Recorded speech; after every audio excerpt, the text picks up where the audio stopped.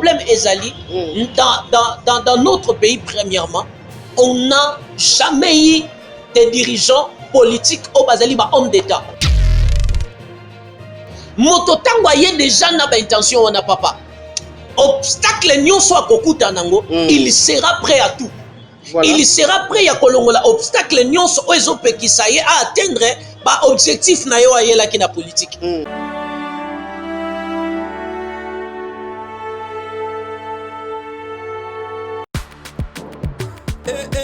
Mama na ngai fongola matoyi o kalisolo mwana londe mama Gisnovit ameme biso la solution pour l'opposition ya nzoto na biso yo muto bete batampo esala 15 ans 20 ans esilaka te mwana Londres alobi solution ezwami somba kaka Gisnovit pakola na nzoto na yo na ismen ya bamba nzoto kokoma lekeleke poete mwete balapa solution ezwami mpona baposo ya nzoto na biso kobanga te yo moto osala 15 à 20 ans tampo esilaka te mikusa na nzoto makodia mapalata bokono nyonso oyo etali poso ya nzoto na yo Gisnovit eye na solution mwana Londres aye na solution kobukana te livraison nango eza partout dans le monde kobukana te ndeko na ngai solution ezwami bona kozwa biso eza nango facile plus 44 74 24 025 437 na bandeli lisusu plus 44 74 24 025 437 balapa.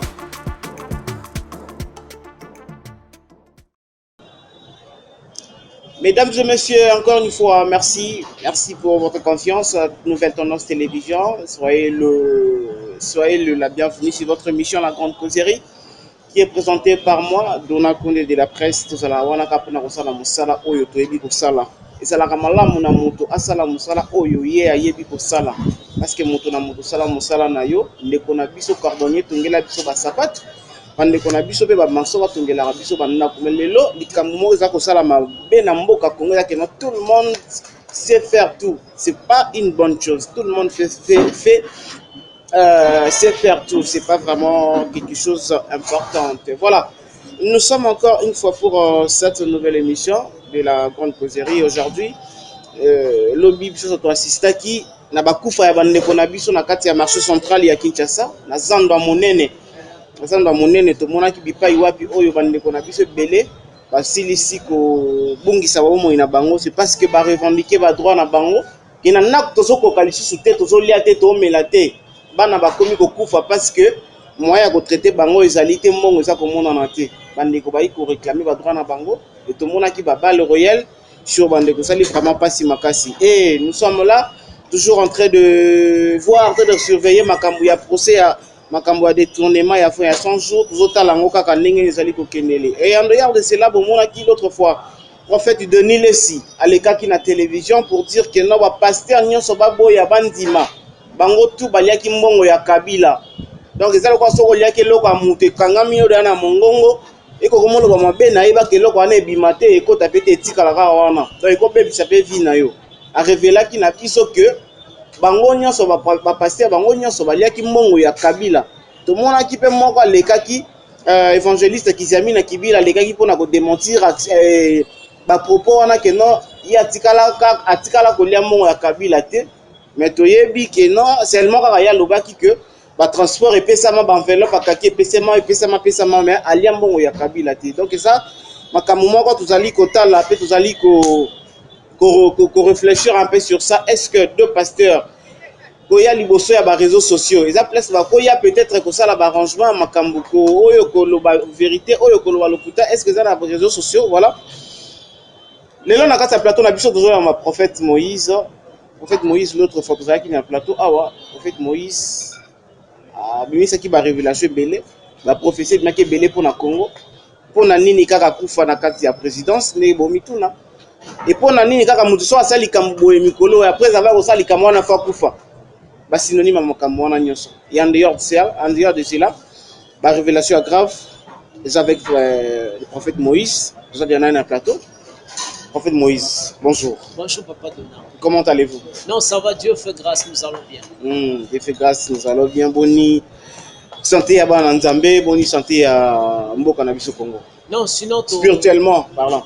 Tous a très bien par la grâce de Dieu. Et Nzambe azo sunga mwana Nzambe moko na moko a s'adapter en fait na temps. Voilà. Parce que makambo oyo ezali ko se passer actuellement. Première eza nano esalamate que monde entier est à la confiné, le monde entier est à la paralysé sur le plan économique, sur le plan financier. Voilà. Mais Nzambe à chaque époque, à chaque moment où il y a une situation difficile qui apparaît, il donne aussi les capacités surnaturelles d'un peuple pour surmonter en haut. Voilà. Mais pour ce qui concerne le pays, en tout cas le pays actuellement, rien ne marche actuellement sur le plan physique, mais sur le plan spirituel, le pays est en voie de sortie vers l'esclavagisme.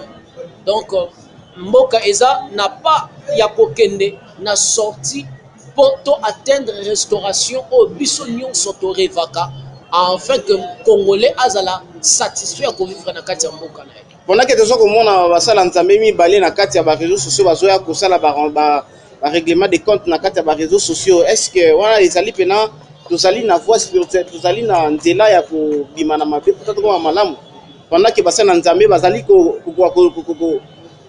la bolamu ya bango basalité. OK. Papa Donna, ce qui est d'abord regrettable na musala na biso oyo, c'est un travail noble. C'est vraiment un travail ya kitoko makasi. Pourquoi? Parce que il n'y a pas meilleur que ça. Ngaza ka fier na appel au Nzamba pesi biso, ya ko établir biso loko la ministre pour te servir peuple naï. Mais il y a une chose où ils ont bien été dans le monde pastoral ou ecclésiastique, tous ont un problème mon corps. Problème il y a éthique. Voilà. Et deuxièmement, tous ont un problème il y a formation. Parce que ils ont un basal y Nzambe belé, makamwe ku se passe kana ba église dite de réveil au kotika la commune ngote na kati ba prêtre catholique. Voilà. Pourquoi? Parce que mutu avant comme prêtre catholique, bazwaka suffisamment temps ya ko enseigner. Il faut aller à plusieurs étapes de ma formation et à yebi kobatela bolumbu na ye. Et l'inko lo batte que ba prêtre catholique le quoi makam na bango za exposé te basala mabete te. Et yana ba mabe ou basala ka oyo ya somo so ba bimisi on a mis so batu. Boganga. Batu ba koganga. Mais okotika la commune ngote na place publique. Pourquoi? Parce que ba enseignant bango comment kobomba bolumbu na yo. Parce que mon seul Yanzambe a essayé la moto a yebi pour se faire respecter. Et avant à poser chaque acte, il faut à réfléchir plusieurs fois. Parce que Bible lobby essayé tous à la modèle en acte, en parole et en conduite, en pureté. Ça dit même ma kambozo sala, et il faut mituna plusieurs fois mutuna na katina yo impact nango spirituel et causal. Est-ce que ezali makambo nzamba tinda kyo? Est-ce qu'ils ont fait partie d'un mandat on zamba après ça que et là nous comme apôtre Paul Azoloba babandi ko prophétiser na molimo basuki na musuni. Voilà. C'est-à-dire mutu soko moni akomi na makambu mususu oyo ekoki ko sala mate makomi ko salango wana ekomi siko musuni wana eza molimo te na koki ko lobate que ba kulutu wana mibale baleki na réseaux sociaux eza molimo ndatindi bango te eza molimo te et ezali ba désir propre ya cher na bango.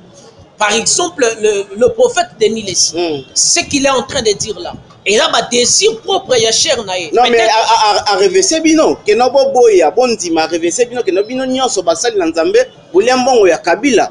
Et ça vérité alobi simplement vérité. OK, bon ça n'engage premièrement que lui parce que personnellement d'abord ngai natikala jamais ko saluer Joseph Kabila natikala jamais ni ko za na cabinet natikala oliata 100 francs na été papa pour dire ce qu'il a dit là. Le problème est ali église ole etangwisa ba roi mais na mboka na biso le sacré a été renversé. Voilà. Et zali ba roi ne ba dirigeaka église. Or c'est le contraire. Sur tel na kati ya Bible ezaba et église et la autorité spirituelle nde mutu alakisaka nzela nde mutu atambwisaka autorité établie politique mais na mboka na biso eloko wana ezala déjà renversé il y a très longtemps nokomona autorité politique azotambwisa autorité spirituelle. Or c'est un sacrilège dans le sens que c'est possible aussi parce que politique est un monde où tous les coups sont permis. Et un monde à Kuba, monde à montage, monde à empoisonnement, monde y a le kouta, il y a l'enlèvement, il y a Kopoma. C'est possible aussi dans la politique. Bah utiliser Mosel Yanzambe Moko, Alobelo Komoko, uniquement pas parce que Nzamba Tindie, mais parce que autorité Moko quelconque a manipulé, a utilisé pour libérer parole Wana, afin que à s'adresser indirectement. Nakatia parole wana abanda kita musuko ko s'adresser indirectement na batu moko précis. Yango moni peut-être même évangéliste a réagi directement.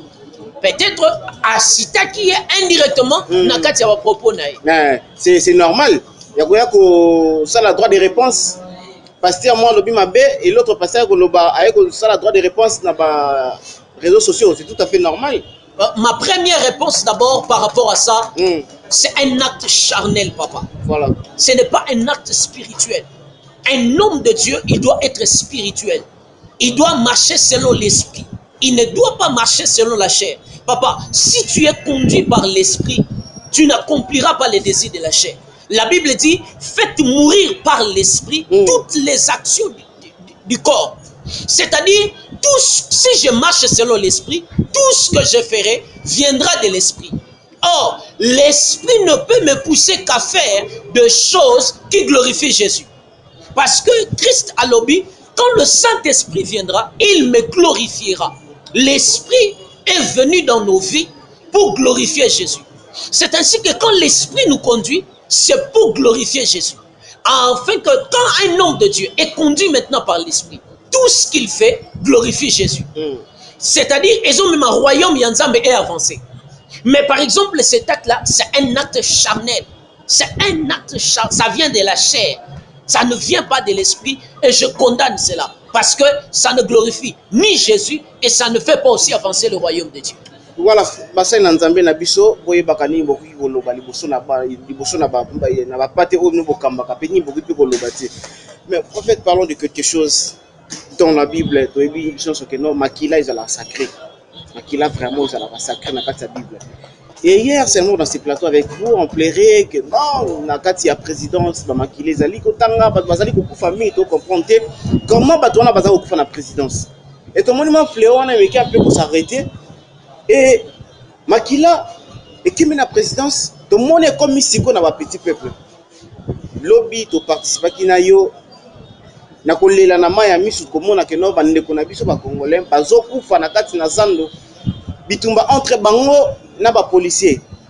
Comment les loto lela ka ke no Makila zo etanga ka na Congo ce qui est na présidence c'était pas un petit peuple. Petit peuple était na est. Ce qui na est était et pas batu bo empoisonnement. En fait, est-ce que ça signifie quelque chose virtuellement? Ok, premièrement, d'abord, Papa Dona, n'a pour révéler un mystère lié au sang. Voilà. La vie est dans le sang. Et Nakatia Makila est un mystère très puissant. Makila ya mutu est sacré. Makila ya mutu okoki kotangi sangote. Mais oyo ezoku se passer na mboka na biso Papa Dona. Le problème est ali dans notre pays premièrement, on n'a jamais eu de dirigeants politiques au Bazali ba homme d'État. Voilà. Bah un homme d'État a différent d'un homme politique. Un homme d'État, c'est celui qui fait mourir bah désir naé, bah vouloir naé pour faire valoir intérêt national, intérêt à batunion général. Mais tandis que dans notre nation, nous avons toujours eu la malchance d'avoir que des hommes politiques. C'est-à-dire, Moto Tango Ayena politique, il regarde que ses intérêts. Il regarde comment est-ce que Sengeli a moins 100 000. Comment est-ce que Sengeli a Tonga, Ndaku y a 10 niveaux. Immeuble à 5 niveaux. Immeuble intelligent, na esika boy. A monté entreprise boy. Donc Moutou Tango a déjà na politique. Azoe déjà na ba ambition ya s'enrichir. Azoe déjà na ba ambition ndenge nini akotonga, ndenge nini akosomba ba villa, ndenge nini akosomba bitu, ndenge nini akomima libota ndemo bimba na kati ya na poto par-ci par-là. Moto tango aye déjà na ba intention wana papa. Obstacle nyonso akokuta nango, il sera prêt à tout. Voilà. Il sera prêt à kolongola obstacle nyonso ozo pekisa ye à atteindre ba objectif na yo ayela ki na politique. Mais tandis que tant wana nazo croire que koya parce que le Congo c'est une nation bénie. Le Congo c'est une nation où ils ont sa prophétie en Zambé. Ce temps-là est en train d'arriver où le Seigneur suscitera na chaque ministère des hommes d'État. Batu lokola ba Nelson Mandela, c'est un homme d'État. Moto yo aza capable ya ko faire mourir ba intérêt na ye, ko tombola ba intérêt mboka. Mais où ezali koleka, il y a problème que et la guerre ya ba intérêt. Guerre ya ba intérêt. Bazo wele la ba intérêt moko boye. Bazo wele la. Et na kati ya guerre wana ezana ba victime. Ezana ba martyr. Bazo tangisa makila na bango ya ofele. Ndeni nzamba zo tika ngoka isala maka bon prophète. Nzamba zo permettre zo tika ka makile tangaka kaka. Pendant que bato baza ko s'enrichir et les autres bazali ko kufa. OK. Et donc d'abord na kolinga ko fixer ba nyuso bazolanda ngai que la main de Dieu a commencé déjà à travailler dans cette nation. OK. La main de Dieu a commencé déjà à travailler dans cette nation. C'est ainsi que papa, Dieu n'a pas tout créé en un jour. Et là, comme même ça la belé, il croit qu'il peut devenir grand en un jour. Non, papa, on ne devient pas grand en un jour. Nous sommes même pas créé Mokili. Papa Dona, Dieu est le Tout-Puissant. Aza El Shaddai. Aza la ki na makoki ya koloba un mot. Nyonso ekelama en quelques secondes. Mais la Bible dit le premier jour, ezana biloko akeli. Le deuxième jour, ezana biloko akeli. Le troisième jour, Aïe a continué. Le quatrième jour, cinquième jour, sixième jour. Et le septième jour, il se reposa. Pourquoi Dieu a pris 2 jours pour créer? Seulement, il voulait aussi enseigner à la création. Il voulait enseigner au monde entier comment lui il opère. Comment le Dieu Tout-Puissant, créateur du ciel et de la terre, il travaille. Il travaille dans de processus. Étape. Nzamba koza la ta musu papa dona bandi de ko travailler na vie no mo ko se rendre compte sangote. Voilà. Akoki koza la déjà bandi ko travailler na vie no po matisa yo, mais dans l'entretemps tu te retrouves encore dans la bassesse. Tu te retrouves encore dans l'anonymat. Mais or la main de Dieu est déjà sur toi pour na komema na gloire.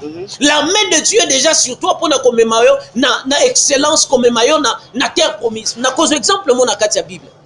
Ba wendre David lokola roi, ba libérer parole prophétique. Et si il y a manifestation en Zambé et attesté que parole prophétique est vrai. Bible l'esprit les saisit depuis ce jour et dans la suite des temps. Dans 1 Samuel chapitre 16 verset 13. Mais il y a quelque chose qui s'est passé. Ba wendre David poise à la roi. Ba wendre yete poa kene na armée. Ba wendre yete poa comme un guerrier. Mais la parole prophétique dit que David deviendra roi. Papa, le prophétique c'est un monde très compliqué. Moutou yebi langage ya nzambete. Akoki même ko abandonner foi. Akoki même ko abandonner via prière. Akoki ko abandonner via ba sacrifice. Abi, offrande nga na repé c'est insulté. Biminga na repé c'est insulté. Pourquoi? Parce que namo nzamba osalate. Non, le problème tu ne connais pas encore le Dieu auquel tu as cru. Parce que Nzamba za na manière oya travaillaka. Na mboka na bisope, Nzambe abandi ko sala quelque chose. Pour parler de David, Nzamba wendreye abati na trône. Papa, je te dis que c'est après 13 ans. Après 13 ans que David est devenu roi. Roi d'Israël.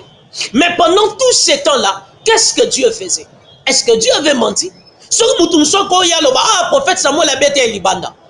Prophète Samuel, en tout cas, il y a sentiment. Papa donnant, si une prophétie vient de Dieu, ça ne rate jamais. Voilà. Si ça vient de Dieu, ça ne rate jamais. Même Ata et Oumeli, ça ne rate jamais. Au moins que ça ne vient pas de Dieu. Mais si cette parole que vous avez reçue vient de Dieu, ça ne rate jamais. Mais comment, pasteur, pardon, prophète, na prophétie Kambalamon et Lokolobiona, et comment Moutako Yebakino, prophétie Oyo, prophète wana songolo paka la prophétiser pour nanga eza ya solo et uté pa nzambe pendant que na ne kokisa mité. Ok. La première des choses d'abord, la Bible dit l'esprit rend témoignage à notre esprit. L'esprit de Dieu rend témoignage à notre esprit. Voilà. Tant que ça yo parole de connaissance ou prophétie, l'esprit va attester ça na katina oke makambo bazolo banao et là solo. Et nzambe na mystère ya prophétique azwaka toujours comme matin comme mosali le na dimension prophétique na makamunyo sokoloba sur le futur. Il touchera aussi quelque chose qui t'a été déjà dit, mais qui concerne le futur. Voilà. Pourquoi? Pour attester que Makambo Zoyoka, ce n'est pas l'homme qui parle, mais c'est Dieu qui parle au travers de cet homme. C'est seulement si nous avons juste une parole. Oyoka déjà, balobela oyango déjà, asakolela oyango déjà, azu juste parole wana, abakisi yango na maloba mususu. C'est seulement pour te dire que ça ne vient pas de cet homme-là, mais c'est l'esprit qui a parlé par cet homme. Et de la même manière, il a parlé, ça arrivera certainement. C'est de la même manière aussi pour notre nation. Il y a quelque chose qui arrive, papa. Il y a quelque chose qui arrive. N'aimez que ma bezali. Ma bezali et ma béoneza par individu, papa donnant. Ma béoneza te que ma bémoro bevanteza individu. Ne ba ozali sa ma béwana. Mais de l'autre côté, on a malamu moko boye, et l'ingé pour s'élever pour accomplir le dessein ensemble du peuple congolais. Et ma bé, na malamu est en guerre. Il y a une conséquence de martyr. Makila ya bato ezotanga. Mais papa, makila nyonso to ezotanga, mutu nyonso azotangisa makila, il ne sera pas épargné.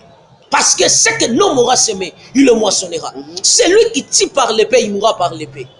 Mais dans notre temps, prophète, on dit que les alliés au Salamawa. Pourquoi je dis ça? Parce que les gens, pendant que nous vivons à Kinshasa, vous avez dit que nous avons l'épée, Liban et l'Afrique, nous avons la biso, nous avons dit que nous avons kufa. Nous avons dit que nous avons subir la justice. Et nous avons également la place où nous avons un moment difficile, nous avons et dans la période diaboye, prophète, ni ne koki ko sala pour que non banana nzambe ba garder kaka. Donc ba sala toujours kaka wana ko croire kaka na mutu moko na ko kaka na créateur ozali Dieu ba mais mama peut-être boité ba mais matina ba prophétie lokuta na batu o ba yaka na ba kombo ya nzambe or que ça na kombo ya nzambe te. Et qu'est-ce que batu wana ba wi ko sala comme espoir na bango. OK. Nakolinga ko loba boy. C'est plusieurs fois dans le passé dans la Bible que peuple Yanzambe est connaissant battant à famine, battant à crise, battant à guerre. Par exemple, n'importe époque, il y a prophète Élisée. Papa Bible l'obin ça l'écoute tellement n'amboka à telle enseigne que batuba komi koliana. Moi si moko zaki na moi na ye musupa zaki na moi na ye bayokani babino lokola nzaleza makasi totiana nu ya yo mwana to lamba to lia et na sima ya ngai lobi pe to lamba to lia. Bale ya mwasi yo metango ekomi balia ya omususu wana boy ono mwana ngoko simba yete et trouble wana bakepa roi kata makap roi tango à apprendre que crise ekomi batu bakomi na dimension koliana roi akati bilamba roi alobi mokolo ya lelo Élisée kozala épargné te. Papa, j'aimerais prophétiser que ce temps-là est en train d'arriver où nous aurons des hommes d'État. Oh, que soka yoki problème ya peuple akolala kimia te akolala nanda kuna ete akozala na bureau na ye jusqu'à ce que solution ezala trouver. Mais la Bible dit ceci: famille ne fera pas ki mokili momba kolie comme est passé nyonso comme est passé. Mais comment est-ce que Nzambe a memaki solution na problème wana? C'est par le surnaturel. Na ine bisa batu que prophète Élisée telema lobi demain à cette même heure il y aura l'abondance à la porte de la Samarie. Garde du corps roi le prophète oezali sakoli a sentiment. Pourquoi? Parce que bamboka nyonso nzinga nzinga ezalaki na nzala. Bamboka nyonso nzinga nzinga ba provisiona kabango en nourriture ezalaki na crise. Donc physiquement boye, c'était pratiquement impossible que parole ya Élisée puisse s'accomplir. Na miso bomoto boye, c'était impossible. Mutu mso koza pa olanda ngai. On traverser makamoko boye difficile. Mais dans ne moko boye ba pesa ko liloba moko boye prophétique. Voilà. Au bomba yango, on a rassuré que c'était Dieu qui t'avait parlé. Mais j'aimerais te dire une chose, si ça vient de Dieu, ça ne rate jamais. si ça vient de Dieu, au cause à la temps où sali ba nebele, mais nzamba talisa par prophétie ko bota, maintenant no tika ko bota te. Voilà. J'aimerais te dire que si ça vient de Dieu, ça ne rate jamais. Et nzambe par émission yo, aye kaka pona ko yebisa que ton temps aussi est arrivé. Parce qu'il est le maître des temps et des circonstances. Papa donnant parole prophétique et bimi. Elisa le bilobi na même ernesiko abondance goya. Oh, officier, pareille chose n'arrivera pas en Israël. Même si l'on faisait des fenêtres dans les ciels, ça n'arrivera pas. Est-ce que n'a tort? Pourquoi? Parce que Atali Bamoka Nyonso approvisionne en crise. Biloko yo prophète azolo be ero utela wapi. Mais un prophète tant azo sakola ao sakola la te en fonction ya bamboka nzinga nzinga. Mais ao sakola en fonction ya royaume ya Nzambe et singela qui est approvisionné Samarie. Et la Bible déclare lobi nango na même heure wana yaki na ba lépreux ka 4. Ami lobi babi soto vandi auto kufa. Mais ba syrien bazana biloko kolia. Ba syrien bazana bilamba. Et loko ni biso to sala to kende ko mi bwaka na kana bango. So ba tiki biso tozu ya kolia. So ba bomi biso to kufi na place to ndima ko to vanda bo to kufa na nzala. Papa, ils se sont décidés ya kotelema. Tu as un problème, ça ne marche pas. Dans tout le domaine de ta vie, combat sur combat. Il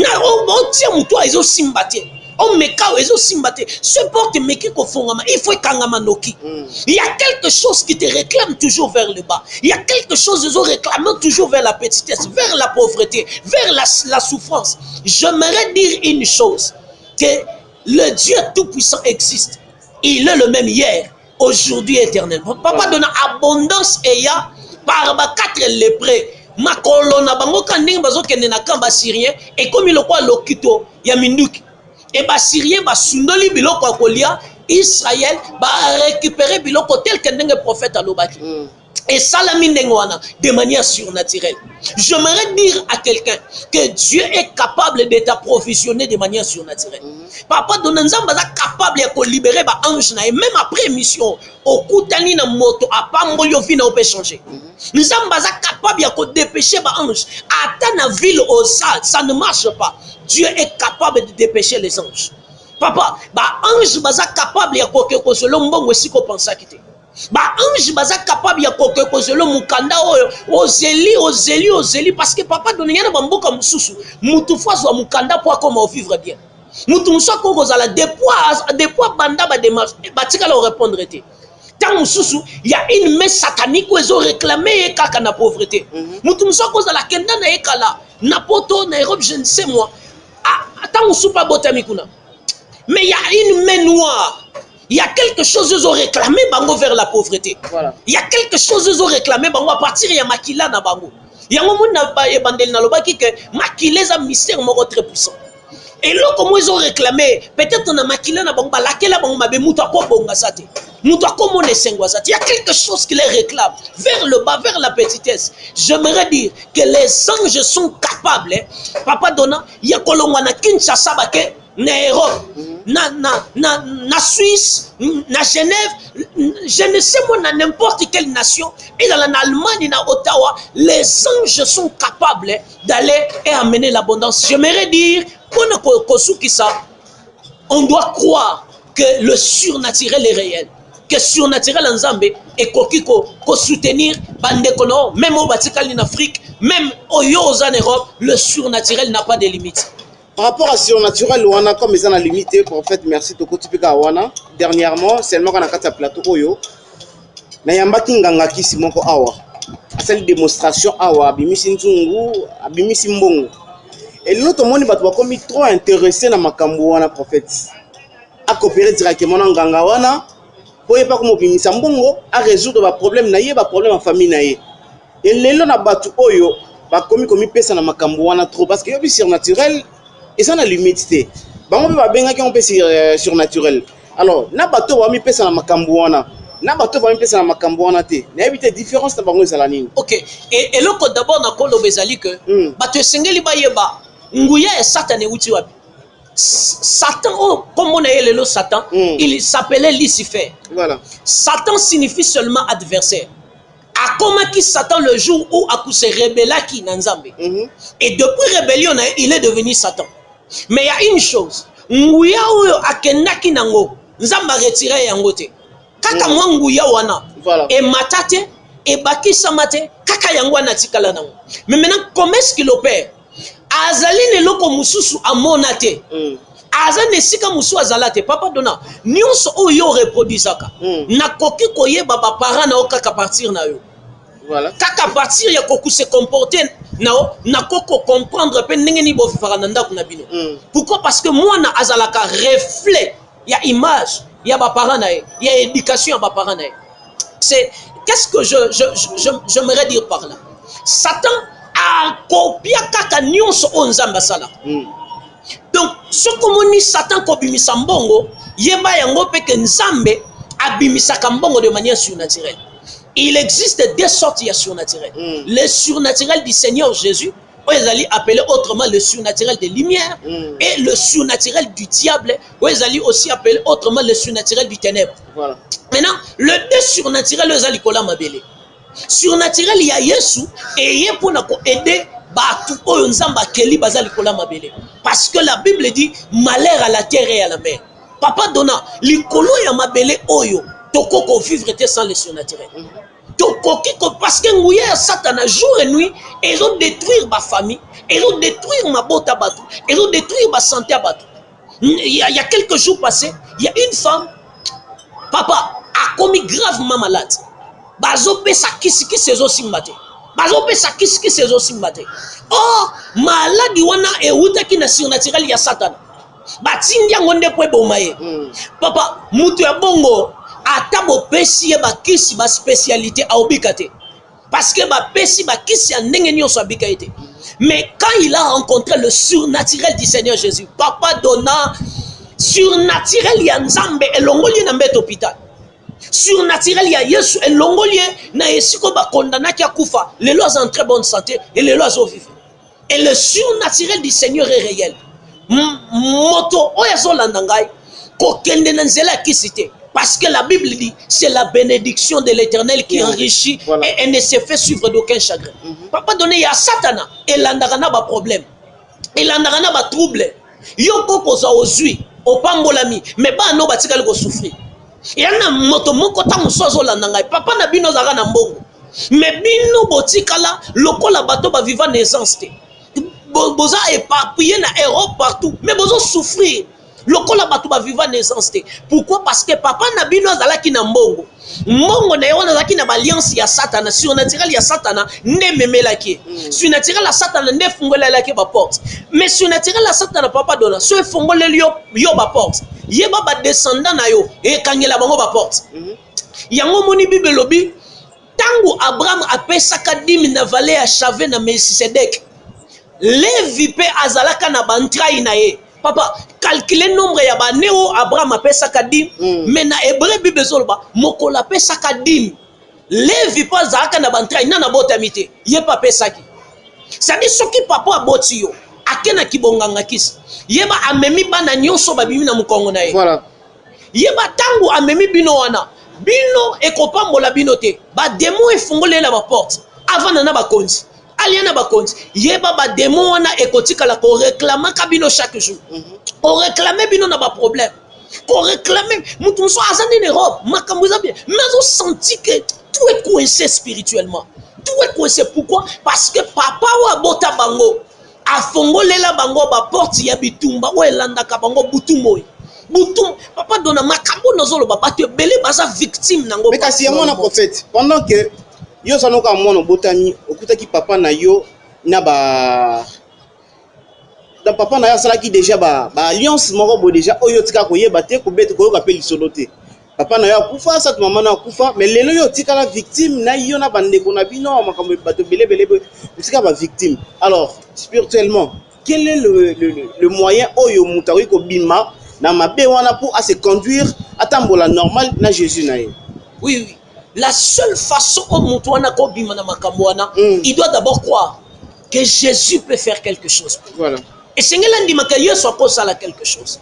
Sokandimi Et Yesu azo travaillé par un instrument na yewa établi likola mabele. Il y a de faux prophètes, il y a de faux pasteurs, il y a de faux docteurs, il y a de faux apôtres, faux évangélistes, mais aussi de vrais prophètes. Voilà. Papa Dona, vrai dollar et faux dollar et toujours attesté par rapport à vrai dollar. On ne peut pas parler d'un faux dollar sans la présence d'un vrai dollar. Voilà. Donc quand on parle de faux prophètes, il existe aussi de vrais prophètes. Oyo azana lisakoli authentique ya nzambe likasate singate kisite e wuti e pa nzambe za likabo ya nzambe parce que na kati ya bible tomoni ba prophète ko sakola na ba détail asimi kisite mais molimo nzambe ndezo travailler na kati na ye. Mais le problème ezali mutu azolanda nga koko kozana même circonstance wana c'est émission koko zala ainsi dit l'Éternel pour na yo émission koko zala ta mususu nzambe ayoki souffrance na yo amoni nde bozo souffrir na bandeko na yo atindi ngai ta mususu pona loba makambo parce que nga sala quelque chose pona yo peut-être émission za prophétie pona pour te dire que ton temps est aussi arrivé tant est coquille obima na ba réclamation papa donne la rapidement copé sa témoignage ya moi si moko ana mboka moko ya Afrique papa donna asali depuis 2015 tina 2020 asali ba année oignon surtout azaka maladie même na couple na ça ne marche pas papa okoki ko jouir na moi si te sera belle rabela même na couple na ekota ki ba trouble moyebi souffrance na yone zaki diani papa oya bota ye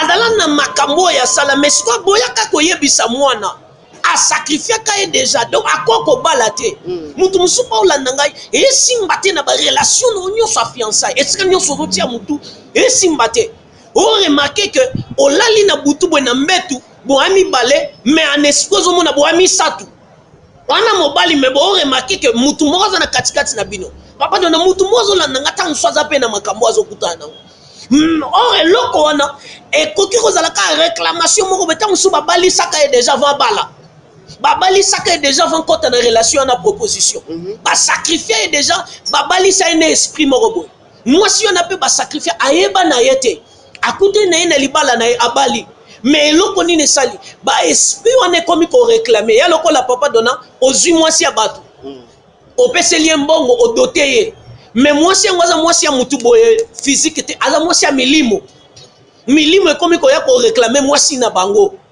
milimo comme ko détruire musala mobile ezaki na musala moko mbongo bele pa akoi papa et un eloko moko te ba koki ko stresser yo loko mbongo so zangi mbongo o zangi sira olala so zangi mbongo ba ofinga o ba humilier yo ba koko diminuer yo ba koki pe ko respecter à cause mbongo ba ko pe so pe place ya honneur à cause ya mbongo ba koko acclamer yo à cause ya mbongo papa dona mukolo mwasi wana kutana kina surnaturel ya nzambe a déplacer te na mboka zali par téléphone parce que le surnaturel du Seigneur Jésus n'a pas de limite papa dona par téléphone instantanément mutu maladie depuis 2015 style lo to calculer ça li combien d'années il y a souffrance sous rien ne marche pendant 5 ans tu souffres papa si ba douleur c'est grave et comme tu es le quoi na ba trouble mental mais instantanément na téléphone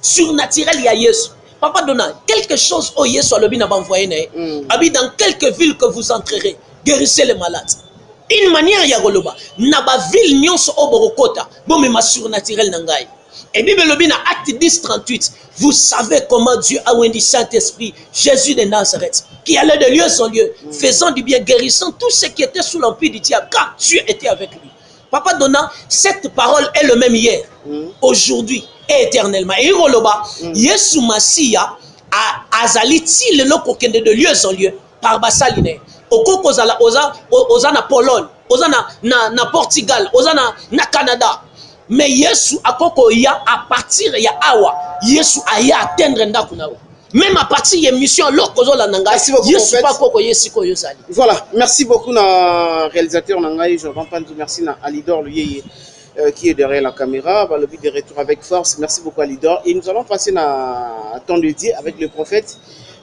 sur la naba Nzambe on est à la rubrique na 4e émission na biso temps de Dieu quelque temps au autopsie na prophète pour ameka un peu sur la naba Nzambe prophète opesi moi gonga muke oso na bana nzambe comme ça aussi ici to sisi peka émission na biso moko aliba. Merci beaucoup.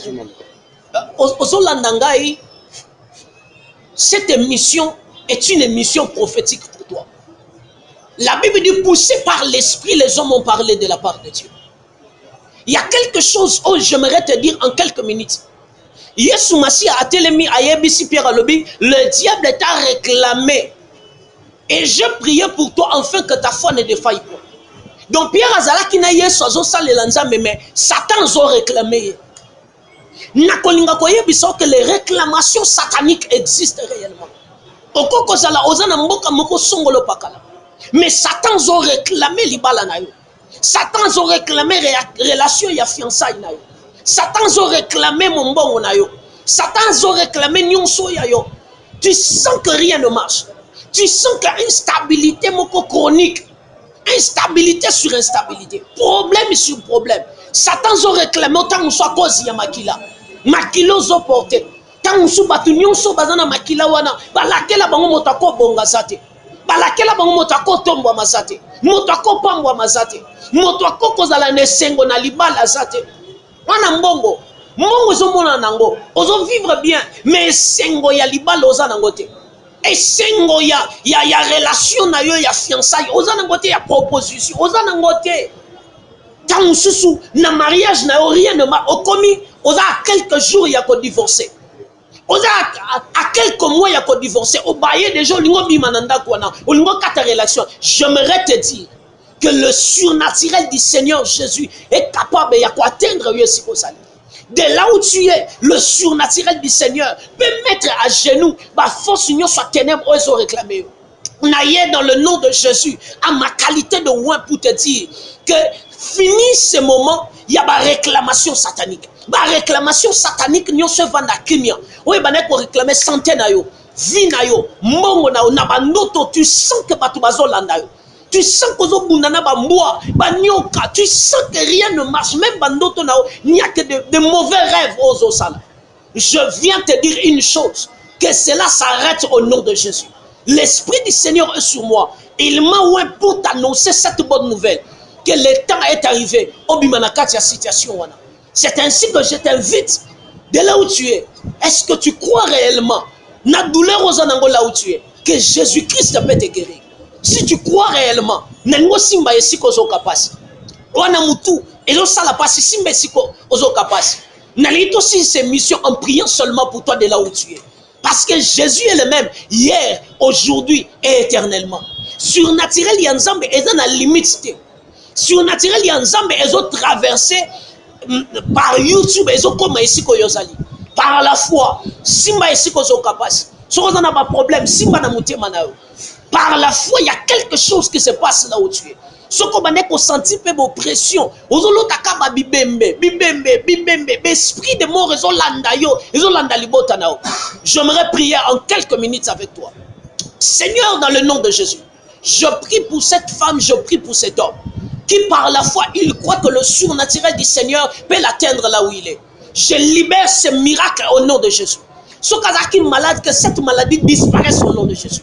Ce qui n'a pas de douleur, que toute douleur disparaisse. Ataba katela qui est seleka que Seigneur la koufa n'a déclaré longévité au nom de Jésus. La protection au nom de Jésus. Reçois ton miracle au nom de Jésus. Reçois ce miracle au nom de Jésus. Que tu témoignes Dieu au nom du Seigneur Jésus-Christ. Amen. Que Dieu vous bénisse. Voilà, que Dieu nous bénisse tous. Bisous batulandi émission oyo alidor lui yenzama pambolayo. Tonton héritier nzama pambolayo, Jordan Pant nzama pambolayo. Nous sommes arrivés à la fin de notre émission, mesdames et messieurs. Merci infiniment à vous tous qui étaient derrière et qui étaient plutôt devant vos petits écrans pour suivre notre émission La Grande Causerie. Et aujourd'hui, on a reçu pour vous le pasteur et le prophète Moïse qui a essayé de nous révéler des choses. Oh, il bomba mana makambo. Oh, peut-être il va quitter. Le prophète comme il peut sur émission Nabiso. Juste un dernier mot, on a battu sur Balandi Biso. Ok. Premièrement, merci Nzamba Pambolo Papa Dona parce que Nzamba leki au travers il y a plateforme pour secourir les bottes à moko bazaki na sa réclamation. J'aimerais dire à quelqu'un, si tu sens que l'Esprit de Dieu t'a parlé et que tu as un besoin, il y a prière, il y a orientation, il y a conseil, tu peux toutefois appeler à notre numéro qui est affiché dans l'écran. Tu peux appeler un numéro moko WhatsApp. Tu peux appeler ou soit tu peux laisser ton message. Nzambe akoki ko révéler to ko orienter yo parce que Nzambe a memi biso travers l'émission yo parce qu'il veut faire quelque chose dans ta vie et dans ta famille. Que Dieu te bénisse et n'hésite pas car Jésus-Christ est le même hier, aujourd'hui et éternellement. Le numéro affiché, c'est le numéro de prophète. N'hésitez pas de lui contacter. Il va vous recevoir le même à Rosolana Pino orienté Pino. Je vous invite de vous abonner sur Nouvelle Tendance Télévision et continuer toujours à regarder et à suivre nos programmes car le programme continue. Merci infiniment à l'équipe technique, merci à Lidor, merci à Jordan, merci à Gédéon, merci à Couleur, merci à toutes les personnes, merci à l'assistance de Riten Dele, merci à toutes les personnes qui nous ont suivis. Et moi je vous dis au revoir, retrouvez-moi dans une autre émission, c'est sur le site Nouvelle Tendance Télévision. À la prochaine.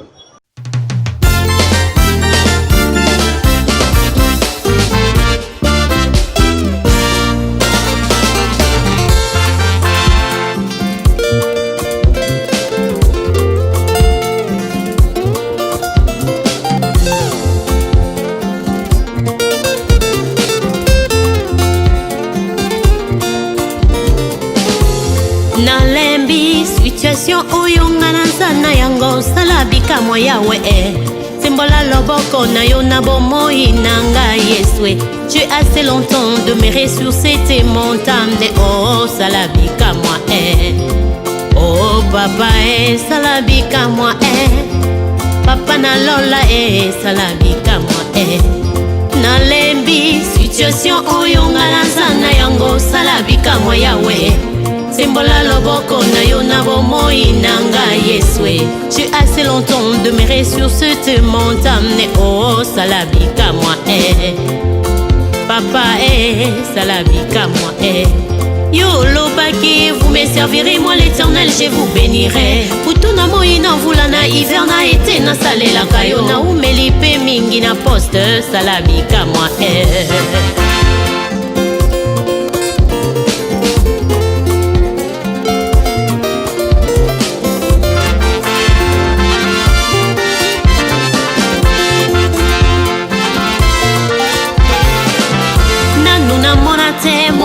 Sala bongo azanga lifuta basusu bakotuna ngai wapi kofulukisa moya ngai papozali wapi sala bikamo revois ma situation papa sala bikamo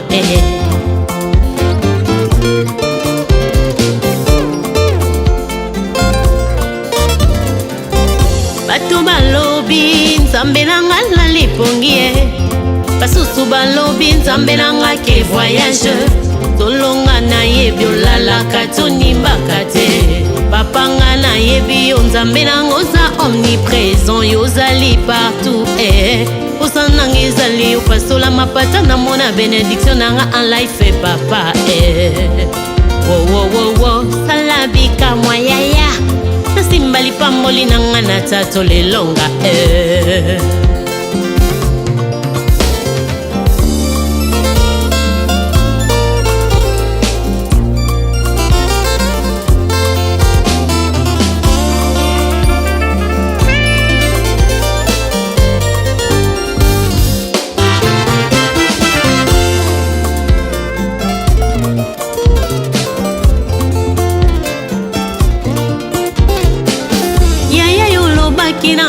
na umela na poste yango ezali prophétie certainement ekokokisama na umeli pe mingi na poste sala bikamo ekokokisama tango ninyo simbola loboko revois ma situation yaya na ngai sala bikamo Daniela consultaki prophétie à Jérémie délai à délivrance ya bana Israël ekokaki Yahweh akotaki mabondeli pendant 21 jours